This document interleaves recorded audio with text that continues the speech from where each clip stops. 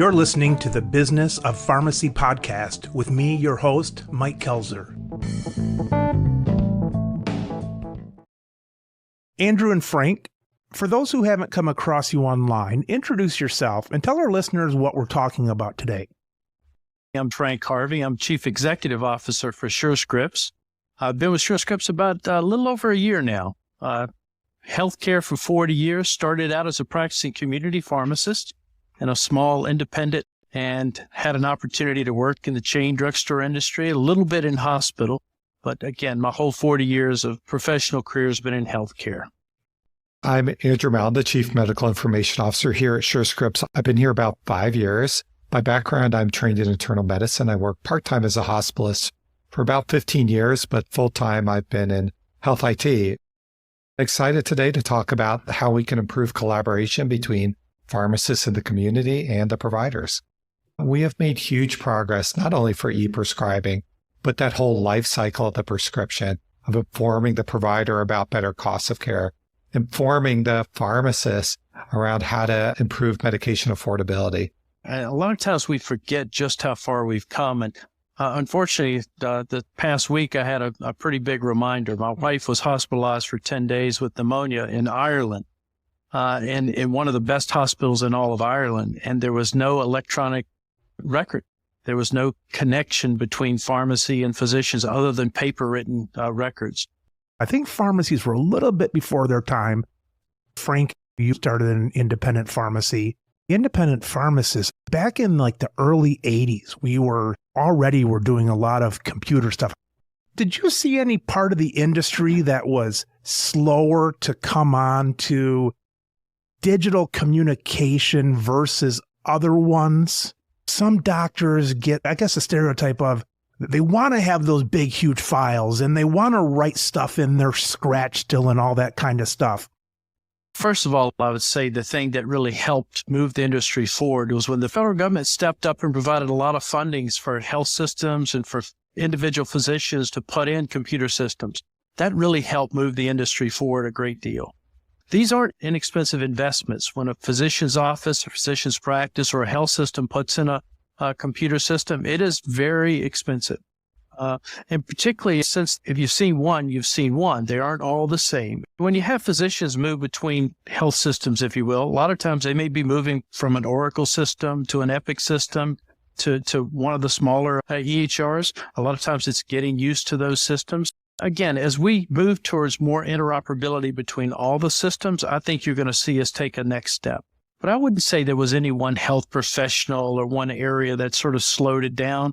I think it was just, it was based on where the investment was able to come in and when people were able to engage. I know that physicians certainly want as much information as they can get to help treat a patient successfully. They also, I believe, want that information really boiled down so they see the critical things that they're dealing with at the moment. A patient's record could be 200, 300, 400 pages at times. And no one has enough time to go back and review all of that, right? And what our technology helps do is boil that down into a digestible clinical records to allow the physician or pharmacist to make the right treating decisions. My dad, when he was dying of cancer, and sometimes he wouldn't be thinking straight, but the one part he always thought straight on is when the nurses would come in and the doctors, and every one of them would ask the same questions over and over. And my dad was so pissed at that. They weren't testing him to make sure he was thinking straight. It was just stuff like, what's your address? What's this? What's that? So I think, Frank, that's probably a big part of it is clearing some of that away and just having a real structure of not asking it again, but then when you get it, putting it where it should be so it doesn't get lost in quotes, so it doesn't get lost in the computer kind of thing. No, I agree. And making such that everyone can see it so you don't get that redundancy of questions. First of all, it takes up administrative time on the healthcare professional. Secondly, the patient is not in a state of mind in general where they want to have to go back and regurgitate that over and over again. So as the systems improve, that's getting better. Really is. And again, sometimes we see it at a moment in time and forget the progress that we've made up to this point. All right, guys. So who are the players in this? I know it's pharmacists. I know it's physicians. Am I missing anybody that's part of the network? If you think of the Surescripts Network Alliance, it's EHRs, it's PBMs, it's pharmacies, independents, chains, and it's all of the practitioners, whether it's a physician or a nurse practitioner or a physician's assistant or pharmacist. There are a lot of healthcare professionals that are involved there. And that's just with e-prescribing. When you start to look at stuff like medication history, where it's impacted and being looked at by a number of the allied health professionals or the administrative staff of physicians as well, there's a lot of that information that's being utilized and accessed by a number of folks across the healthcare spectrum. One of our guests was talking one time about how it would be cool for pharmacists to even know something as simple as someone's blood pressure history. It's taken by a technician in the doctor's office. And this pharmacist, I think he actually found it in one of your, you know how programs have stuff on the people side that's all prettied up, but I know there's a ton of information in the background, and he was able to sort around and find the blood pressure and things. Is that part of this new wave of pharmacists having more of that stuff? Yeah, we are not in a place where technology is a limitation anymore. We think about how do you engage the pharmacist more in the care team globally, whereas blood pressure is a part of it, right? And one place where I think a pharmacist could play a critical role of supporting that, being a core part of that care team. So it's not just the technology of getting it there, it's the payment models of making sure they're reimbursed appropriately for that time and effort and their expertise that they're putting in the management. The policies, as each state is a little bit different on what part to do and not allowed to do. So, we are kind of eager to advance the care team and to bring the pharmacists into the fold. We are at the ready and working in some small areas to bring that information to pharmacists. And again, I think pharmacists are critical as we think about the provider shortage, as we think about the increased burdens on providers, to help expand that care team and be a core part of that patient's team. Just to expand a little bit on what Andrew said, one of our latest studies we did, we looked at every zip code in the United States, and in almost half of those zip codes, there's fewer than one primary care provider, and that's an internist, PCP, nurse practitioner, physician assistant, less than one for every 1,500 patients. And an individual, a physician or an NP cannot see effectively that many patients. So the good news is in almost 50% of those zip codes, there's an abundance of pharmacists that can step up and be an active member of that care team. It's really important that as we evolve care, listen, the shortage of physicians and primary care physicians is getting worse. By 2030, it's estimated to be almost 130,000 primary care physicians shortage. And the only healthcare professional that has the bandwidth, the desire, and the scope of training to step in and help be a larger member of that care team is the pharmacist. A lot of the listeners to this are pharmacists, so they know Surescripts as far as the prescriptions coming in and things like that. Paint a picture of where you see this going. Let's say it's 3 years out or 10 years out. Paint a picture of what we'll see coming down the pike of the interoperable relationship between the professions and so on.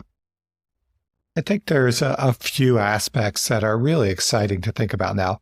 One is just a pure interoperability. Today, we have the ability to find patients' records across the country and extract from most EHRs to bring it to the point of care. We do that across and between EHRs today.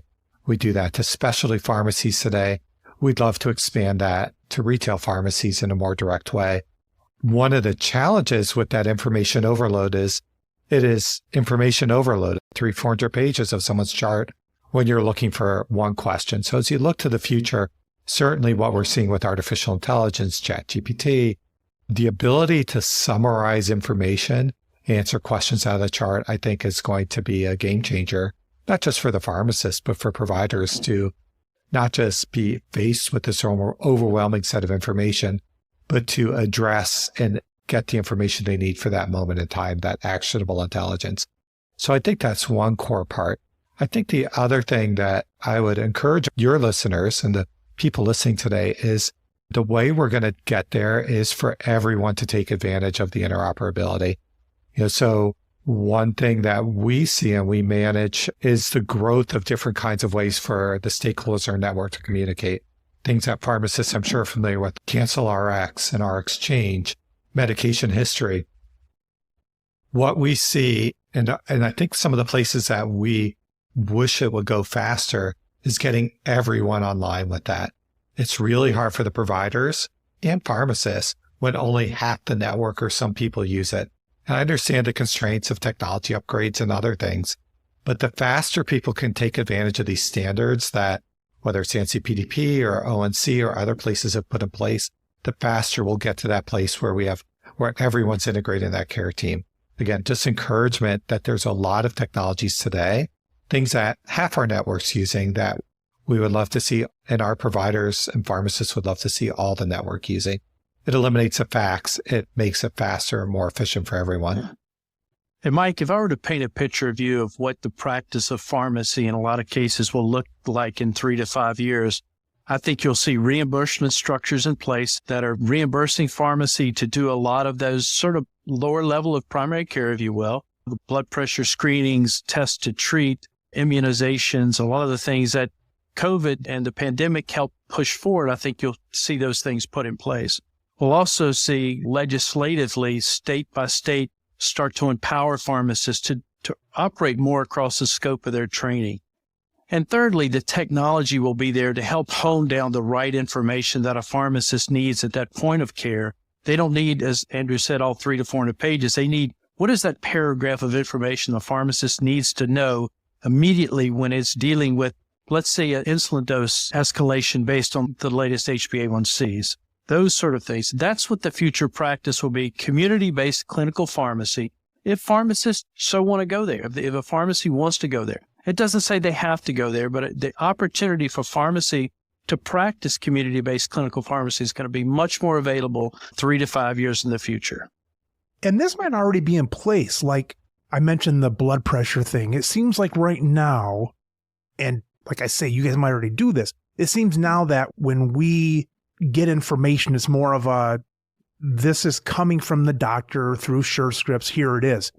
Is there going to be a point where pharmacists would be able to get to that database and so on, to not just wait for this news to come to us and then have to do something with it?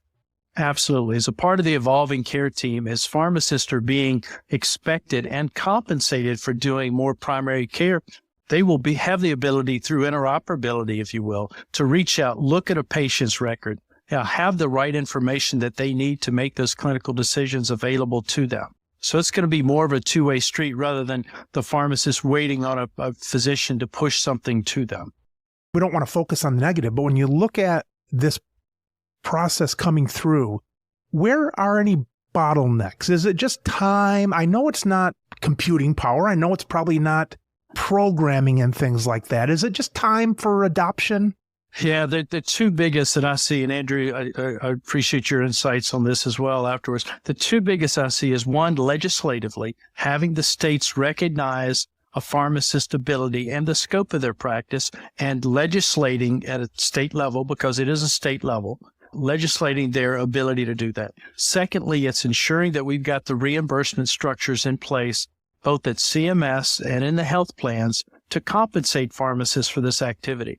Listen, pharmacists, I would have loved to have been able, when I was practicing, to be able to practice at this higher level. Pharmacists want to take this activity on. They want to be a more integral, more important part of the overall healthcare team. But they've got to be compensated for that. We can't do that for free, because you substitute sort of time between where you were filling prescriptions and you'll be more working directly with the patient, and you need to be compensated for that work. So those are the two things, the reimbursement structure and the legislation that needs to move forward. And that's what's holding us back. We'll take care of the technology. Surescripts will make sure that pharmacists have the technology they need to participate at that level. And I'd also just extend that one of the things pharmacies can do today, and I'm sure many do in the small communities, is building those bridges and relationships with the providers. You don't have to start in a big, huge, every single patient kind of thing. But what we are seeing are pilots or small groups or a payer in a community is building these collaborative care models. So I think, as Frank said, to see it at scale we need some of those changes, but it doesn't mean you can't start. And we are seeing people start today in certain communities. So just continue to build those relationships with the providers and demonstrating how they can collaborate efficiently. Frank, when you touched on the payment and so on, as far as I know right now, from what I know about Surescript, is we see the prescriptions come in on it. Is that something that you guys will just be helping to be the transmitters of this stuff, or does Surescript ever get into the payment transfers and things like that? Yeah. If you think about how our prescription works today, what comes in, it gets adjudicated, the payment goes out. We expect the exact same thing around these clinical practices. Not that we're going to be a payment processor, but we will make sure the network, that sort of payment process takes place so a pharmacist can get paid. The way currently medical reimbursement works, right? The physician may get a little upfront. They may have to send out a bill in the future. We don't believe pharmacists can operate that way. We believe that pharmacy is going to need it much more like it is on the prescription side, where it's adjudicated during that or after that process with the patient. It's a much more direct payment methodology. And there are already some examples of this in place. Thrifty White is a great example, a small regional chain up in the North Dakota, Minnesota area. And they have already directly contracted with some health plans to do some of these first level of primary care. And they have the processes going back and forth. They're getting paid for providing what is really important primary care services. That's what the picture is going to be like nationwide. I think of Surescript as being the information coming in on the prescription, and the pharmacies getting the information and then off to a different area for the billing and things like that. Mm-hmm. Would you say now Surescript is involved in any billing and maybe we don't see, and will that be more so or the same for the pharmacy services? Let me step back before I address that directly and say it's much broader than just e-prescriptions. Give me an example of that first. Great example, medication history. A patient checks into a health system. Before they can start to work on that patient, the health system needs to understand what medications is the patient on. Utilizing our medication history for reconciliation product, it shows a complete record. Or let's say if a pharmacist wants to communicate back something that I gave this immunization to this patient through clinical direct messaging, they can install that information. It goes into the patient's chart. Record Locator and Exchange, another product where if they need to understand what's going on with the patient's medical records, we can reach out and pull that information in. Real-time prescription benefit, where one of the most important things is ensuring patients are on prescriptions or medications that are affordable and that work. And so with our real-time prescription benefit product, making sure that information is available to the physician. So when they write a prescription, it's one that they know the patient is going to pick up at the pharmacy, rather than patient gets written something, they get to the pharmacy and get shocked by the price of it. So it's all of those clinical interventions, all of that information that we're moving around. What I'll say is that we're not going to be the one handling the checks, sending the checks back and forth. We're going to make sure across our network, all of that takes place. That becomes very streamlined. It happens. It gets taken care of. We're not going to sort of be the bank in the middle, if you will. That's not our focus as a company and not a place we would go. I would say that we're involved to the extent of we move that information back and forth. We're not adjusting the price or have any impact on that. You're helping with that information going to their stuff. I didn't know that because I knew it was always like somehow we were talking to those guys. And so you help be the telephone lines for them to happen. We're the information highway across all of that information flows. Another great example is prior authorization. We have a prospective prior authorization tool. So say a physician writes a medication that would otherwise require prior authorization. With our tool, it can get cleared before it ever gets to the pharmacy, rather than waiting till it gets to the pharmacy, having to call back the doctor, making sure the prior authorization is taken care of. So again, relieving the administrative burden from the system, whether it's at the pharmacist level, physician level, or administrative staff inside of the health plan. That's a big focus for us. Yeah. I think the way I would, just extending that, the way I think about it is our goal is when you drop that claim, that test claim or your real claim, it's clean. It's a covered medication. The prior auth is already done. It's the right place on the formulary. While as Frank said, we're not doing the actual billing itself. all the work that goes into making sure that patient has a great experience when they show up to the pharmacy and their med's ready, it's available to them. That's our job, bringing that information to the prescriber and to the pharmacist where appropriate to help make that a great experience, both for the patient and for your economics to bill it.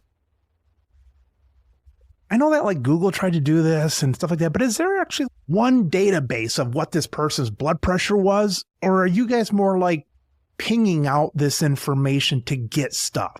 It could be across multiple databases. If a patient has been in multiple different health systems that use different electronic medical records, yeah, there could be information a lot of places. Now we go out and pull that together in Record Locator Exchange, and we create that bundle of clinical information that's utilized by the clinicians. Is there ever a database, and let's say it's maybe even blockchain, is there ever going to be a database of this one thing has all this information on me? Or will it always be in the cloud, just like the internet is now, basically? I don't think we're ever going to see a single national database of someone's patient records. And in fact, what the government is proposing and establishing under TEFCA are this concept of QHINs, is Qualified Health Information Networks, which are different entities that essentially reach out, find patients' records, bring them together. And then, so there will be intelligence, we call it clinical intelligence, in taking data from multiple sources and cleaning it up and creating that one piece of information that you need. But I don't think we'll ever see a single national database of patient information. I don't think anybody would allow it, probably. Right, exactly. No. All right, guys, listen. Here's a free one for you. Now, I know that this isn't probably up your alley, but let me tell you this idea I had, and I think every pharmacist can appreciate this. Right now, there's a shortage of the Wegovy and the Adderalls, and then there's always a shortage of something. And it's a lot of time on the phone. We get probably, I don't know, a fifth of our calls are like, do you guys have this in stock? So I was trying to think of, all right, people say to build a business, first you think of a problem before you come up with this big product. So I'm thinking, all right, that's obviously a problem for people. They don't know where they're going to get their next thing. And I thought, you can't really have a database, because what pharmacy would want to go on there and they say, we're the leader in Adderall for the area. We always have it in stock, kind of thing. But I thought it would be a cool thing to have something like Priceline, where, on Priceline, at least they used to do this, where you'd say, I'll take any flight on this 3 days, and you don't know what it is till you say we do it. But I thought it'd be cool to have some system where somebody could say, is Wegovy or this pain medicine, is it available? And this system would say, yes, it's available in this area, and maybe always make the area to have 5 pharmacies. This would be in an urban city area, not out in the country. And then say, yes, it's there. And then the prescription would go to one of them. And then finally it would tell them only then. So it's not like in the front page of the paper, who's got all the Adderall. Only then it would say, all right, pick your prescription up at so-and-so place. Guys, that's just a free one. I think there's actually a whole bunch of ideas to unpack in that scenario you created. And I'll just pick up on 2 of them. I think one is the concept of consumerism and allowing patients to have more insights into their different options and make choices, whether it's based on price or relationship or whatever it is. And here at Surescripts, it's always a patient's choice of pharmacy, and we will always and forever support that. Right now, they choose that at the moment with their doctor, and we anticipate giving ways for the patients to get more involved in the process over time. Whether it's Priceline or something, who knows? But it always has to remain the patient's choice of where they go. I think that just the second thing, and this drug shortage is something my physician community talks a lot about, is we are a standards-based organization, and it's not just the technology on top of it, but it's knowing that the pharmacy, what they have in stock. So this is something I just encourage your constituents to work with the NCPDP and their organizations to help establish those standards. And that's the exact kind of thing that we would pick up on and find ways to incorporate into the EHRs, into the prescribers and other places where appropriate. Am I hearing you right? That would be something that maybe it's not there yet, but eventually this would be information, not all my dreams about how it would happen, but this would be information to start to say, hey, before a doctor takes somebody who's got a migraine and sends them all over the city, they're going to have a little bit of input on maybe who has what, that kind of thing. I think we need standards in the industry to be able to know what the inventory is in the pharmacy. So I think that's the first step in that process. And again, that's where the NCPDP plays the critical role of establishing those industry standards. Standards, not as far as what pharmacy should have what, but how it's counted and how it's labeled and that kind of stuff. And how it's put into the database so you really know it. Now, I can tell you days of old, 40 years ago, practicing pharmacy in Richmond, Virginia, we always knew there was that one independent pharmacist and pharmacy that carried everything under the sun. Westbury Pharmacy. And if no one else had it, we would always go to Westbury because they always had it. That's how it used to be done. It was always one independent that decided, I'm going to carry everything ever made, and they had a supply of it. But again, technologically, it's possible to do that once it's incorporated into the standards, to Andrew's perspective. Taking the model of Surescripts, are there any other professions that have as many things going on, car parts with all the tool and die people, all this? Is it worse for medical, or do you think that every profession has similar challenges with this interoperability and so on? I think interoperability across a lot of industries can be an issue. I'll say it's more important in healthcare because we're dealing with somebody's life, and their life affects their entire family and their friend group. And so while there may be similar type of interoperable challenges across a lot of different, and you can look just supply chain in general. You look at the automotive supply chain now, and people have been waiting for new Ford F-250s for over a year and a half because of the supply chain. So sure, they're out there. They're just not as impactful, as important as what you get in healthcare. My sister-in-law passed away a couple weeks ago, and I thought to myself, what a terrible time to think of all the stuff that goes on. You're dealing with insurance stuff. You're dealing with transferring titles over in this. You're dealing with the funeral home and all that. And then on top of that, the person you loved has just died. And I think pharmacy's the same way. For someone, like I mentioned, a migraine or something, for them to go around and try to find this and then not know the price and all that kind of stuff. And I know your guys' stuff with the pricing and stuff, I think that's going to help some of that. So people don't have to make decisions in the pharmacy after they've waited for an hour somewhere. They maybe already know before they even leave the doctor's office, like how all this is going to transpire.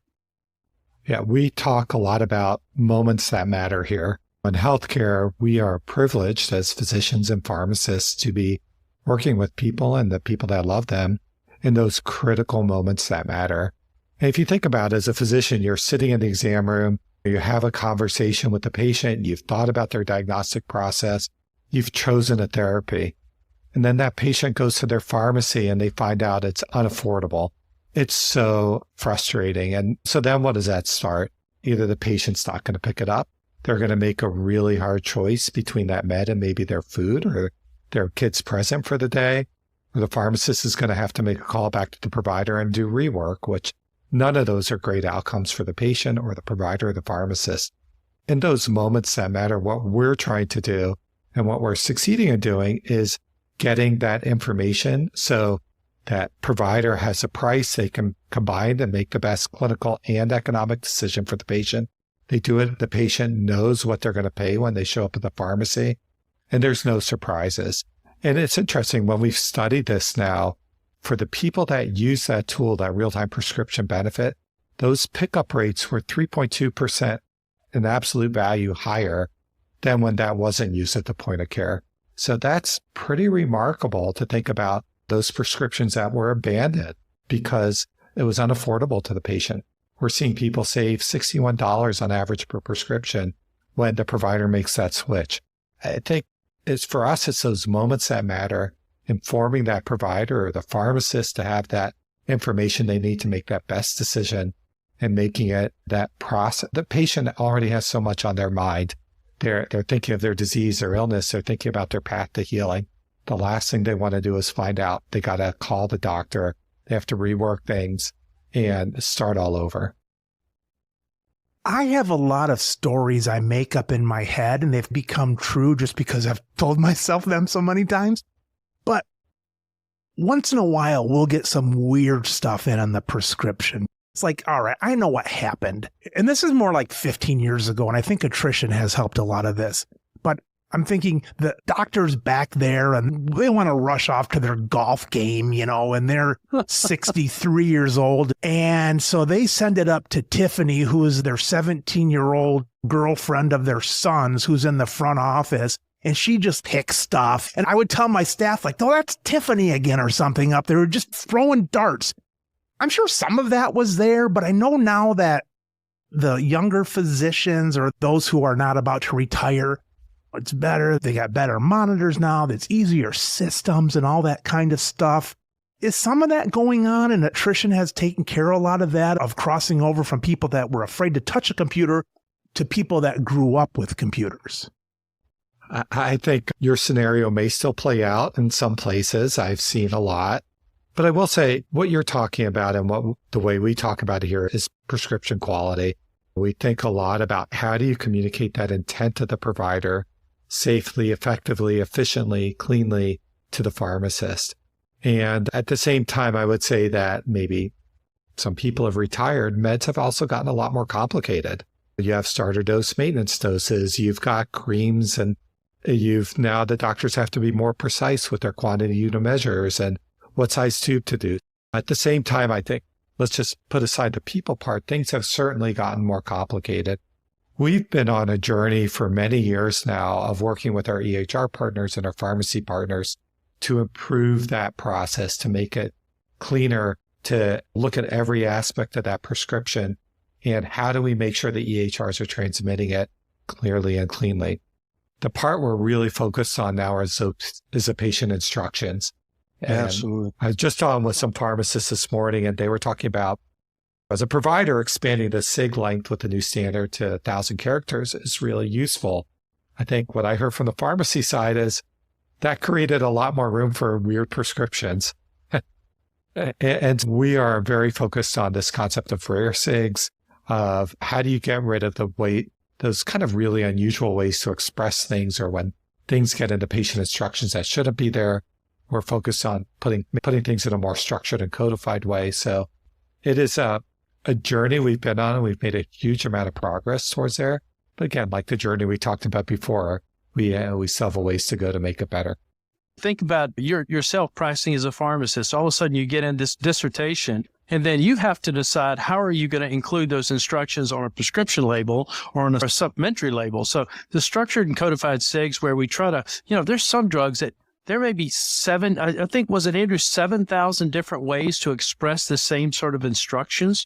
And so just trying to simplify that, bring it down to a way that you're not going to get rid of all of those, but bring it down to a manageable number that then is clear when it comes across to the pharmacy. So the intent that the physician has is actually implemented by the pharmacist because the instructions are clear.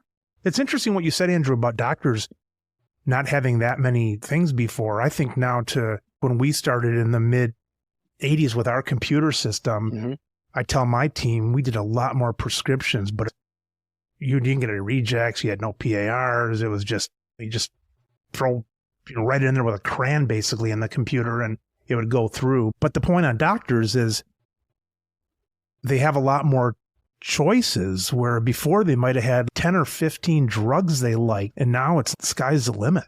I remember writing paper prescriptions. It was like 7 words on a piece of paper. I felt bad for the pharmacist who couldn't interpret my handwriting, but now if you Google to search for an EHR prescribing screen, it's complex, and everything on there is there for a reason. It's to help inform the prescriber, help them make better decisions. But there's a lot more to consider now than there used to be in the past. You get some people that like the vinyl records. I guess they like repeats and scratch sounds, hops and all that stuff. I think it's a fad. Is there anything that was lost with doctors writing in their 12-inch high book, or pharmacists getting written things? Is there anything other than nostalgia there that was better than electronic stuff? I doubt it, but is there anything I'm missing? Yeah, I'll give you a great example of something that is missing that we used to have before. And again, it's much more advantageous to have electronic prescribing than without it. But a lot of times a physician used to call me when I was practicing and have that conversation. We would have a conversation. What do you think? This is what I'm seeing. What do you think? And I would be included as a pharmacist in sort of some of those medication decisions. I think electronics took away a bit of those conversations. So now you may not even know your local physicians that are writing to you unless you're in a small town. Now that we lost, and that we've got to get back. And as the care team is expanded and we're becoming more integrated across the care team, that will reappear. But that is something we lost. That absolutely is something that's been lost over that time. It's nostalgia that we need to get back to in some way. And again, you can have the same communications now electronically, where with clinical direct messaging, we can share those sort of conversations. You're right, Frank, because I think to some doctors, some old timers that would call me, and while you're talking to them, you're writing the prescription down. You're talking together what you're going to give. And when you're off the phone, you already have it. And now, even if you have those conversations, it's a full extra step, because then the doctor's got to go back to their system and redo this, or they got to pick something out and things like that. Obviously, things have to move on. It's like Blockbuster didn't want to go online because they thought people liked to go down there with their kids and walk around for a half hour and try to decide what movie to get. There's something there, but I'd rather just sit on my ass and use my thumb to do it. Netflix started out doing the same thing. They were mailing it to your home, but they evolved with the times. So it's important that while one thing may work well today, you have to evolve with the time. Yeah, Netflix just sent out their last DVD, I think, last week or something like that. Did you see that, Andrew? I did see that. I think they sent their last DVD out. It's a lot of DVDs I got to get rid of. That's right. That's right. All right, guys. So you have a week at the shop and you're putting a lot of hours in. What is personally your worst hour of the week? Now, we got to be careful. We don't want to say it's talking to Helen, the administrative assistant. We got to be careful of what we say here. I know you love your job. I know you love the future and what you've done, but what's a pain in the ass for like an hour a week in your position? Well, for me, it's when you're sitting in Charlotte or Atlanta and the next leg of your flight gets canceled. That's the pain. Because I tell you, I am so blessed to work with such a talented team at Surescripts. I literally love my job. I love the people I work with. I love the things we're doing to help healthcare heal itself. And it's not the ticket agent's fault, right? It's not the weatherman's fault, but your flight gets canceled and you have to spend another night in some other city. That's the most frustrating thing for me. Do you do a lot of traveling, Frank, in the job? Probably 3 weeks out of the month I am, because our team are spread around. And then members of the Surescripts Network Alliance, our customers, our partners are all over the country. So it's really important to spend time with them. And then there are a number of really important healthcare conferences that take place across the country, and spending time there, because being at that cutting edge of things, being the ones that are taking the industry forward, it's important that we spend time out there among the rest of the industry helping take healthcare forward. How about you, Andrew? Yeah, I don't have like really hard hours in terms of being negative, but what's hard for me is saying no to things when I really want to say yes. There are so many ideas and so many places we can make healthcare better. Here at Surescripts, and we've got to think hard about where are we going to have the biggest impact. So there's so many great ideas we hear, so many opportunities to help healthcare heal itself, as Frank was saying. But we have to pick and choose like any technology company. And so I think saying no or deferring a really great and important idea is really painful. Because I want to make life better for the providers and the patients and the network. Yeah, you get a lot of those, I'm sure. Like my Priceline thing. You probably have a lot of entrepreneurs that would like to hear some of those things that people have come to you with, that they're trying to solve a problem, but agreed, it's just got to be hard to pass up those things, both as a corporation, but also kind of like, oh, that's a neat idea, personally as a business guy. So that's got to be hard to see those go by the wayside. They have to. You have to focus. Right. That's part of the collaboration we do across the healthcare system as well. Surescript Network Alliance, we have EHR vendors, healthcare technology companies focused on there. When those great ideas come up, we don't feel like we have to do it all. We've got great partners in that Surescript Network Alliance that can take some of these things and run with it. I'd say we also don't feel like it's all our decision. We go to our network and we ask them to help us figure out where should we put our energy. So, we're in this together, and it's not just what Surescripts want, it's how together we can make the best decisions. And I imagine, Frank, when you say you're traveling to those things, how do I want to say that? Instead of going to a healthcare service, you might be going to the association of that to see what people like that need kind of thing. Is that fair? Association or like conferences like health that bring together so many different type of health technology vendors that are focused. And the great thing about a lot of the entrepreneurial companies, they have come about because their founder dealt with a certain health situation and found that there was a gap in the healthcare system. So they wanted to step in. So there are thousands of those companies out there. So going to those conferences is really important for us to interact with those individuals, to take their ideas and say, how do we solve some of those problems hand in hand, partnering with, working together with those companies? We have a saying here, it's actually used across all of technology industry or product management called Nahito.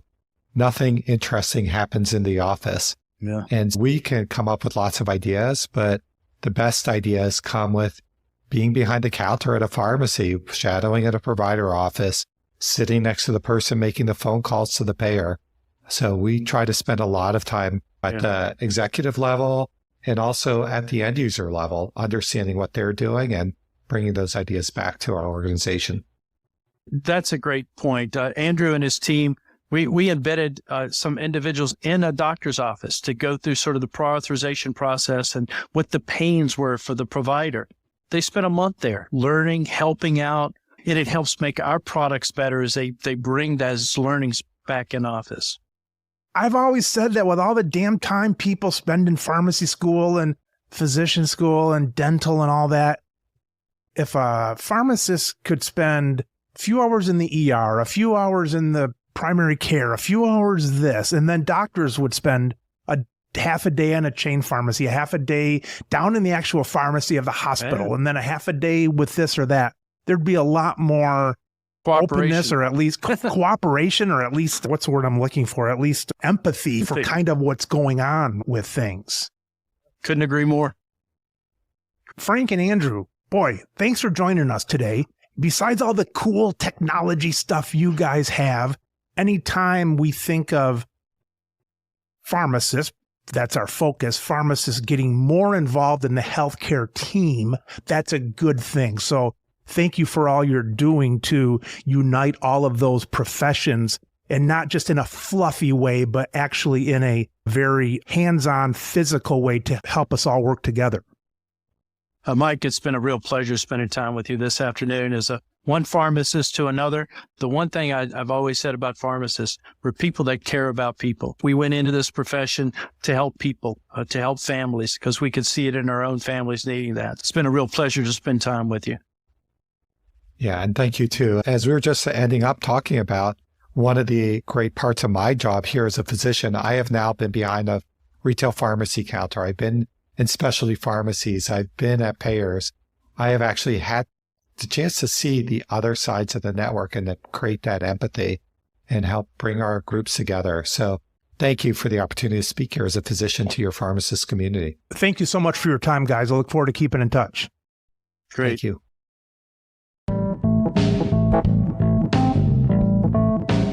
You've been listening to the Business of Pharmacy podcast with me, your host, Mike Kelzer. Please subscribe for all future episodes.